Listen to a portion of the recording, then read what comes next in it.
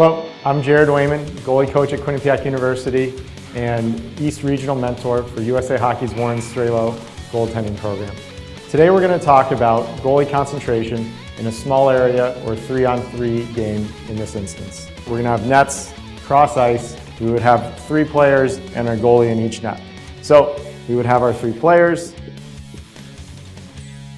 and goalie in each net. In these situations, we have a few key points that the goaltenders must remember. Number 1 is awareness. No shot is a bad shot in this area.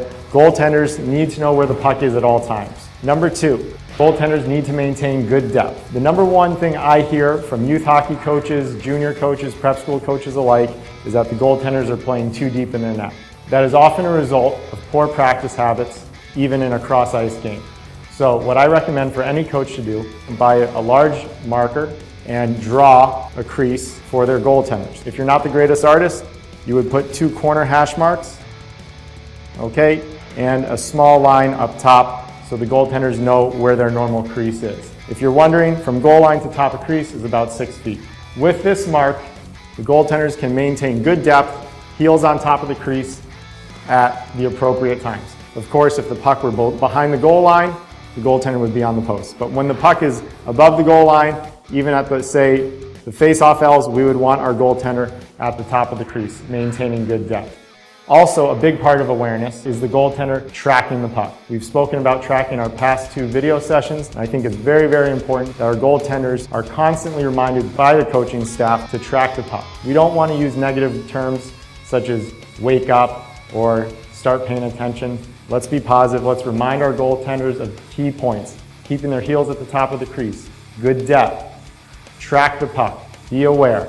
Whether we're doing a small area game or a small area ADM-style shooting drill, goaltenders are going to face more shots. It's inherent. We have a small area, there's going to be more touches, there's going to be more shots on goal. Therefore, especially at the younger ages, if we're getting more shots on goal, we're probably going to give up more goals than if we were doing a full ice drill where there are less shots. So it's very important for our goaltenders to not get down on themselves because they give up a goal. There's good goals and there's bad goals. In this drill, no goal is a bad goal as long as the goalie is being aware, tracking the puck, having good depth, and competing. Everything can be learned from, and if we're getting down on ourselves or if we're getting down on our goalies, then we're creating a negative practice environment. A small area game that is commonly used in place of or in progression to the cross-ice 3-on-3 game is when the nets are back-to-back. This is a great drill for goaltenders to develop their skills of tracking, general awareness, understanding what to do when the puck is below the goal line, and pass outs. Before you start play, let's remember to draw a good little crease for each goalie with that marker that you bought earlier.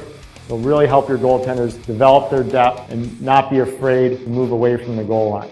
On this drill, obviously, the players would be attacking the opposite side, and goaltenders would be responsible for understanding where the puck is when it's on the other side of the ice. For example, if we have goaltender 1 here on the post because the puck is below the goal line, he is responsible or she is responsible for good shoulder checks, good awareness. A shoulder check is just simply a scan of the ice to the far side when they're on the post. So if we have our puck here, goaltender would be shoulder checking over their right shoulder to know where the pass options could be. If no one's there, then that's obviously very easy for the goaltender. If there are options there, then the goaltender is responsible for knowing where those players are.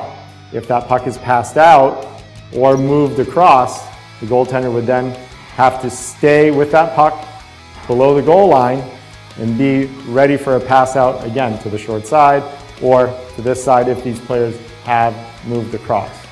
When the puck eventually does move to a scoring area or the goaltender's side of the ice, that goaltender is responsible for tracking that puck, for getting set, for staying with the play, making their saves, maintaining good depth. The goaltenders that I see progress and develop and make it to the next level or get to the goal that they ultimately want to reach, they make the most out of any scenario. Granted, this scenario would never happen in a game with nets back-to-back.